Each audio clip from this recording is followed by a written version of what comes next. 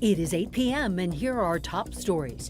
Wild weather across Colorado. There's a lot of things that we can control. The wind is not one of them. Hail out east, downed trees, power outages, and a small fire forcing evacuations. It's just scary how something so small can turn into something so huge within matters of minutes. The winds are still whipping out there. I'll let you know when conditions are finally going to calm down, and I'm tracking the next storm coming for the Front Range. NFL Draft dreams becoming reality. The Arizona Cardinals select Trey McBride, tight end, Colorado State. Let's go! Denver 7 Sports is live in Las Vegas, where the Broncos are looking to strike gold on day 2 of the draft.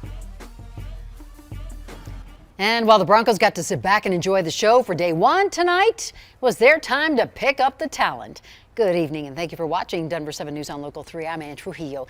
Lionel Bienvenu and the Denver 7 Sports team are breaking down the draft, the new faces bound for Broncos country, and one CSU alum heading for Arizona. Lionel? All that and more. Day 2 of the NFL Draft was the big day for the Broncos. They had 3 picks tonight. Pick number 64 in round 2 and then 2 picks in the 3rd round. And at number 64, they took the edge rusher they wanted. Broncos fans in Vegas ready for this one? And former Broncos great Elvis Dumervil came out and announced the pick. And yeah, a pass rusher, just like Elvis, we hope. Linebacker Nick Bonito from Oklahoma. Let's go live to the Pat Bolin Fieldhouse at Dove Valley, and Broncos insider Troy Rank is there for the draft. And Troy, in your last mock draft yesterday, seen here on Denver 7 and Local 3, you predicted Nick Bonito to the Broncos at number 64, and you nailed it, man. Congrats.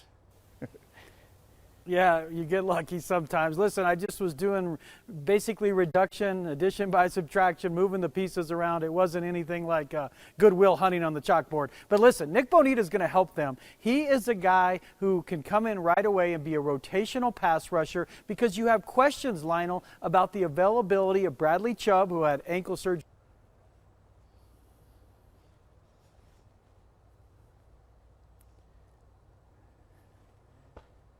Yeah, man, they were one of my last 30 visits, and just getting the vibe from the staff and all the guys that are upstairs. I mean, they really made me a priority. It really made me feel like they wanted me, and I just had a feeling, if I made this to them, that I'll be blessed enough to get picked there, and that's what happened. So. Yeah, Bonito said he had a great visit with the Broncos, Lionel. He was one of his last top 30 visits, said he got a good vibe from the coaching staff, from the front office, and he is the pick. And as we're on the air now, the Broncos traded out of pick 75. They now get the Texans' 80th pick and pick up pick number 162. So they have 2 picks in the 3rd, 2 picks in the 4th, and 2 picks in the 5th. So a lot of action will be going on out here at Pat Bolin Fieldhouse over the next 48 hours. Thanks. We'll check back in a little bit later with you. Let's go now to sports anchor Nick Rothschild, who's live in Las Vegas at the site of the draft. And Nick, CSU's Trey McBride finally heard his name called. Arizona Cardinals, pick number 55 in the 2nd round. Oh, Lionel, the sound out here when Trey McBride was selected at pick number 55. It was somewhere below an audible roar, but above a complete indifference. The media was fired up to see Trey McBride going to Arizona. The energy in Vegas is electric, kinda. But it was much more fun to be in Fort Collins tonight if you're Trey McBride amongst family and friends. Let's see what that looked like as he heard that he was going to Arizona, officially drafted into the NFL. The moment McBride got the call, jubilation on his face. Small town kid from Fort Morgan, can't imagine what kind of emotions are going through his heart there. Hugging his twin brother Toby, his 2 mothers. What a tremendous story and a great opportunity for a tremendous player. It's just so surreal. I'm just so honored. This is something I've dreamed of my whole life. I'm just, grateful to be from Colorado State, to be as highly drafted as I am, to be the first tight end taken off this. This is special. I'm just so grateful, so honored, and this means the world to me. from my perspective, this is about as good an opportunity or a good place for Trey McBride to land in all of the NFL. He's going to a great offense in Arizona with a top-shelf quarterback in Kyler Murray.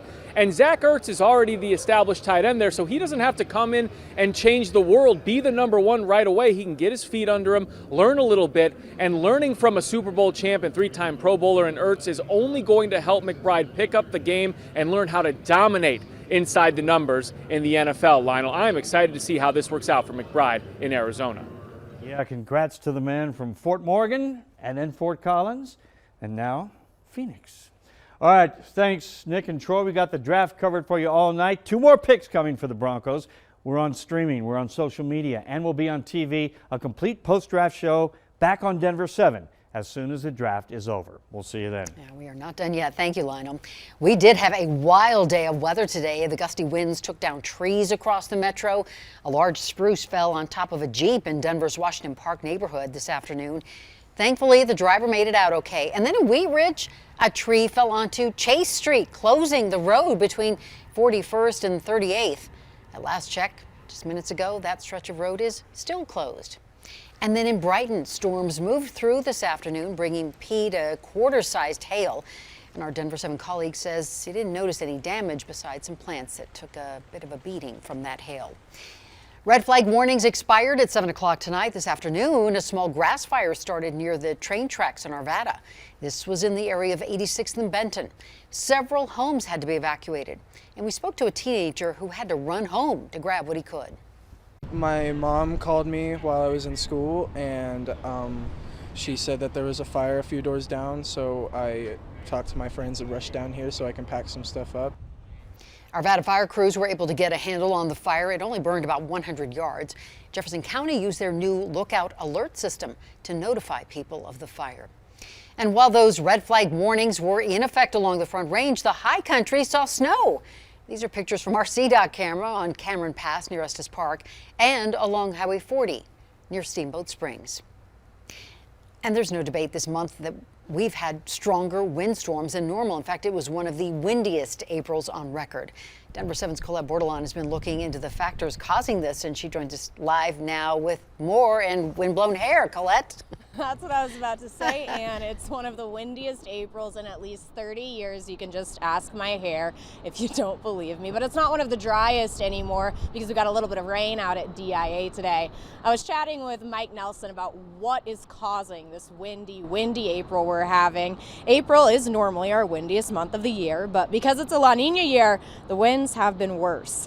That doesn't help with air quality either, since it blows around things like dried pollen from last year and other particulates. So days like today can be tough for anyone with lung diseases or respiratory problems. It's very different from the source coming from traffic or from these other sources which can create particulates and ozones, but ultimately you wind up with the same problem. You're breathing in particles which can be irritating. Besides any health impacts, the wind knocked over some trees, like you guys were saying. In Joanne Barella's case, those trees hit 2 cars in her driveway. She says she called the Denver Police Department, who came out and told her to take pictures to file a claim with insurance, but she's still left wondering how is she going to move those trees off of her cars. Coming up on Denver 7 at 10. We'll explain what to do if you find yourself in this situation. And Mike, obviously the weather causing a lot of problems throughout the metro today, but like Ann was saying, those red flag warnings just lifted around an hour ago. That is true, Colette. And you talked about La Nina. It is the cooler than average water in the equatorial Pacific. It tends to drive a jet stream that comes in from the northwest across the United States to the southeast. We're seeing a prime example of that right now. Strong winds aloft over Colorado, and with that we get the strong winds that translate down to the surface, especially during the daylight hours. You get more mixing of the atmosphere because of the heating of the sun. So even at this hour, we're still getting really powerful winds, especially out of our northeastern Colorado along the Front Range. So the gusts are still getting up to 44 miles an hour at Boulder, 55 at Broomfield, 58 at Berthoud Pass, and those winds will continue to whip for a while tonight, but they'll gradually settle down because the lower part of the atmosphere will cool and stabilize a little bit. So the metro winds will diminish. The winds are going to continue on the northeast plains, though. And we have a storm system coming in on that jet stream flow that's going to bring us rain and snow Sunday night, but in between, Saturday looks like a very nice day. I'll have details on that in your full 7-day forecast coming up. And starting Sunday, summer watering rules go into place across the metro, and this impacts several communities all across the metro. In Denver, Aurora, Lakewood, Wheat Ridge, and unincorporated Jeffco, you are not allowed to water your lawn between the hours of 10 a.m. until 6 p.m. at night. Water restrictions in Castle Rock are from 8 to 8, and these restrictions are in effect through September. Coming up on Denver 7 News at 8. My garage door is locked and I can't get out. Please send someone to help me now. The fire is just on the other side. New audio released. You'll hear the first moments of the most destructive wildfire in Colorado history. Oh, God, please send someone quickly. I'll send help as soon as I can, okay? And the FDA moves to make menthol a thing of the past. It has the potential literally to save tens of thousands of lives each year. It'll be dry for most of the weekend, but I have some good news, maybe some decent rain Sunday night and Monday.